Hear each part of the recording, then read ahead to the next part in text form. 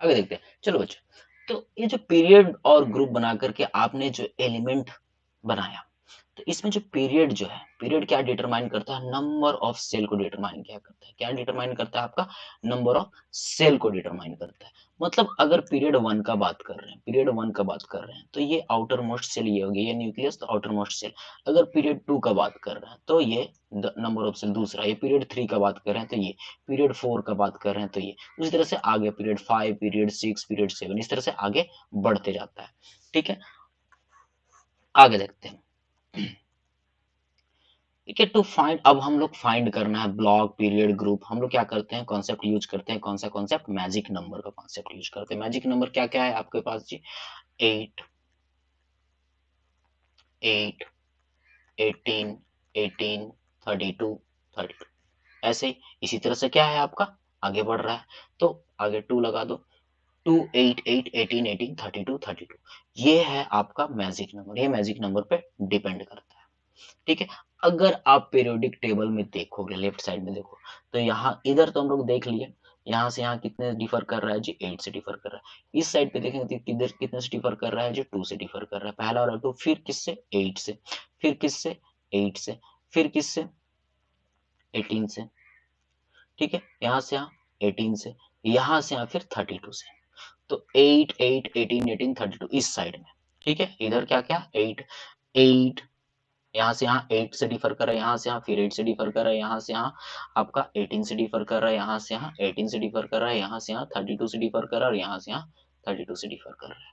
तो ये जो 8, 8, 18, 18, 32 जो है, ये है क्या? आपका मैजिक नंबर। ये क्या है आपका? Magic number. Magic number, magic number इसको बोला था। तो इसी से हम लोग क्या फाइंड कर सकते हैं? आपका ग्रुप, पीरियड और ब्लॉक फाइंड कर सकते हैं। तो पीरियड फाइंड करने के लिए, पीरियड फाइंड करने के लिए हम लोग देखेंगे कि लास्ट सेल कौन सा है, नंबर कौन सा है, एन कौन सा है, वो पता कर लेंगे तो हम लोग हो जाएगा। जैसे लार्जेस्ट वैल्यू जो है आपका। ब्लॉक फाइंड करने के लिए, तो the subshell in which last electron goes, कौन सा सबसेल में लास्ट इलेक्ट्रॉन जा रहा है, ब्लॉक उससे फाइंड करेंगे। ठीक है, और इस ब्लॉक के लिए ग्रुप वन और टू, अगर नंबर ऑफ इलेक्ट्रॉन वन और टू है। ठीक है, पी ब्लॉक के लिए, पी ब्लॉक फाइंड करने के लिए 12 plus number of electron in P subset. D block find करने के लिए 2 plus number of electron in an minus one. ठीक है, और एक ब्लॉक तो लाई करता है पीरियड 6 और 7 में। ठीक है, तो अगर 58 से 71 के बीच में कोई आ रहा है, ब्लॉक में है, एटॉमिक नंबर 90 से 130 तक आ रहा है, तो वो है। सबसे पहले हम लोग क्या कर लेते हैं? इसका इलेक्ट्रॉनिक कॉन्फ़िगरेशन देख लेते हैं, फिर हम लोग इस चीज को चर्चा करेंगे आज। इस चीज को कैसे हम लोग फाइंड कर सकते हैं, किसी भी चीज को हम लोग कैसे फाइंड कर सकते हैं। तो हाइड्रोजन का देखेंगे इलेक्ट्रॉनिक कॉन्फ़िगरेशन। 1s1, ये कौन सा प्रिंसिपल से होता है जी? अबॉव प्रिंसिपल से होता है। n प्लस एल रूल से इलेक्ट्रॉन भरा जाता है, n प्लस एल रूल से। ठीक है, 1s1, इसमें 2 electron, atomic number 2, 2 electron, 1s2।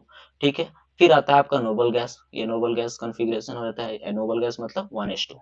ठीक है, पहला वाला जो नोबल गैस है वो क्या है? 1s2। मतलब अब नोबल गैस का भी कॉन्फ़िगरेशन आप याद कर लेना, उससे उससे आपको ज्यादा आसानी होगी। अब नोबल गैस क्या क्या है जी आपका? 2, 10, 18,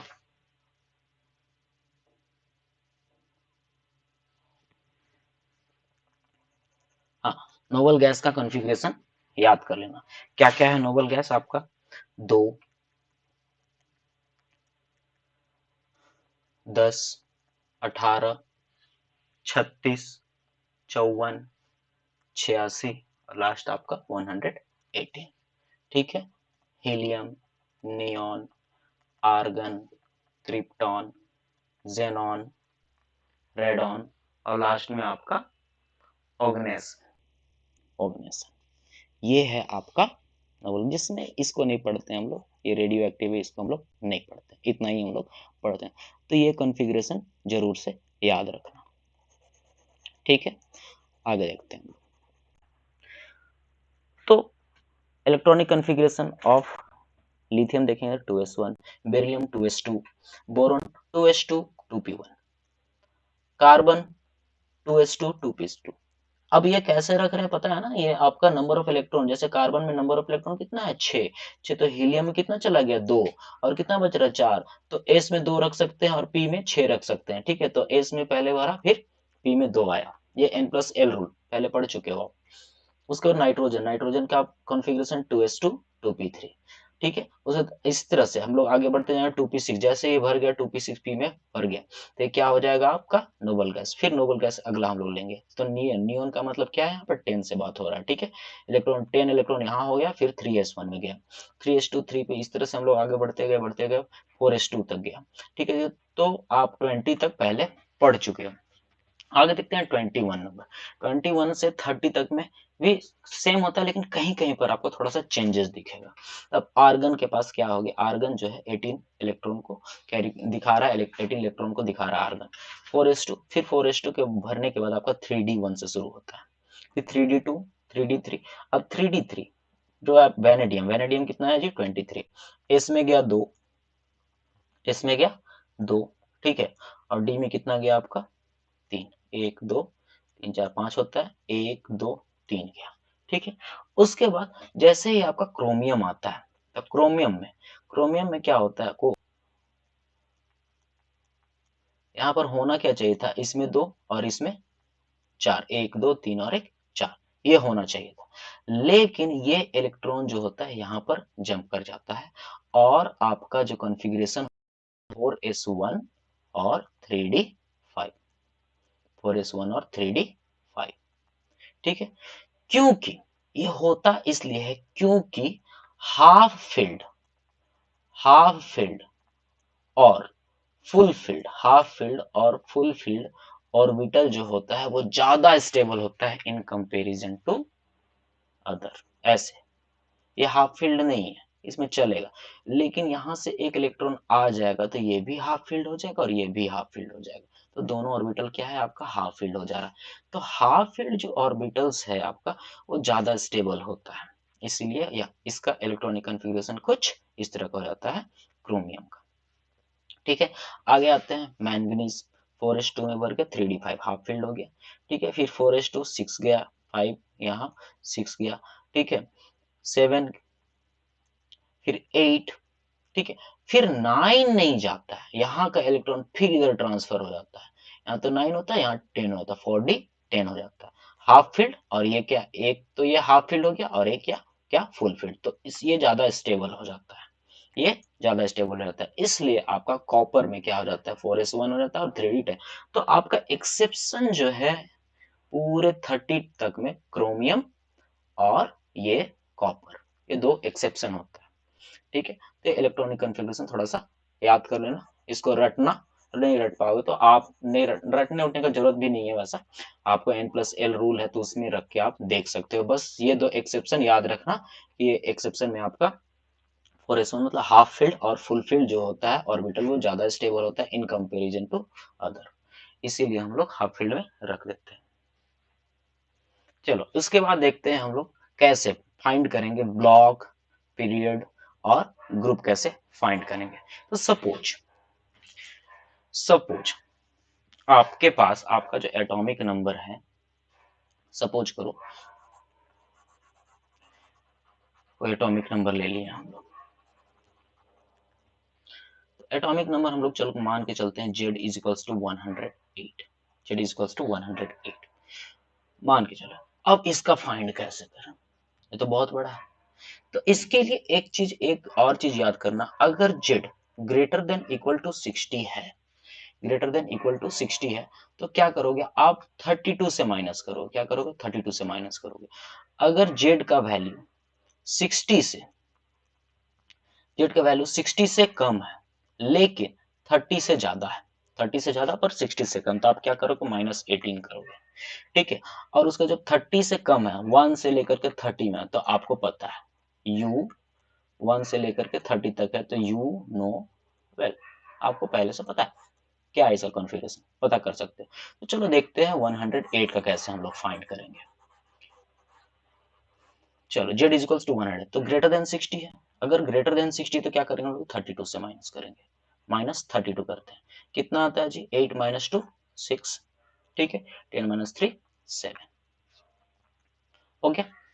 उसके बाद अभी भी ग्रेटर देन 60 है तो अब फिर से 32 से माइनस करेंगे, 6 माइनस 2 4 7 माइनस 2 7 माइनस 3 4, अब क्या है 30 से बड़ा है, ठीक क्या है 30 से बड़ा है और 60 से छोटा, 30 से बड़ा और 60 से छोटा। इसमें क्या से माइनस करते हैं हम लोग, 18 से माइनस करते हैं, 18 से माइनस करते हैं जी।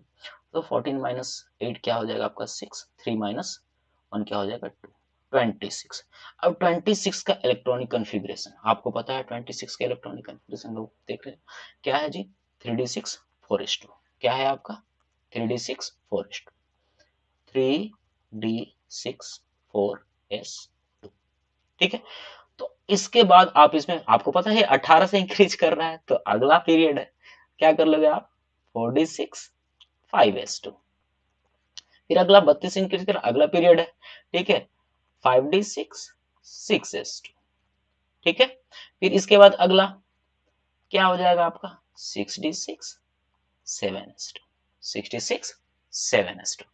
तो यहां से आपको पता चल जाएगा कि कौन सा पीरियड में है। तो पीरियड लार्जेस्ट नंबर क्या है आपका, पीरियड फाइंड करने के लिए क्या करते हैं हम लोग, लार्जेस्ट वैल्यू, एन का वैल्यू जो होना चाहिए लार्जेस्ट। तो पीरियड आपको पता चल गया, पीरियड इक्वल्स क्या हो जाएगा आपका 7th पीरियड में लाई कर रहा है, ठीक है, 7th पीरियड में ये लाई कर रहा है। उसके बाद देखेंगे हम लोग आउटर मोस्ट में, आउटर मोस्ट में किस में लाई कर रहा है 7s2। सब इधर 26 किस में लाई करता है जी, डी ऑर्बिटल में, डी ऑर्बिटल 26 किस में लाई करता है, डी ऑर्बिटल।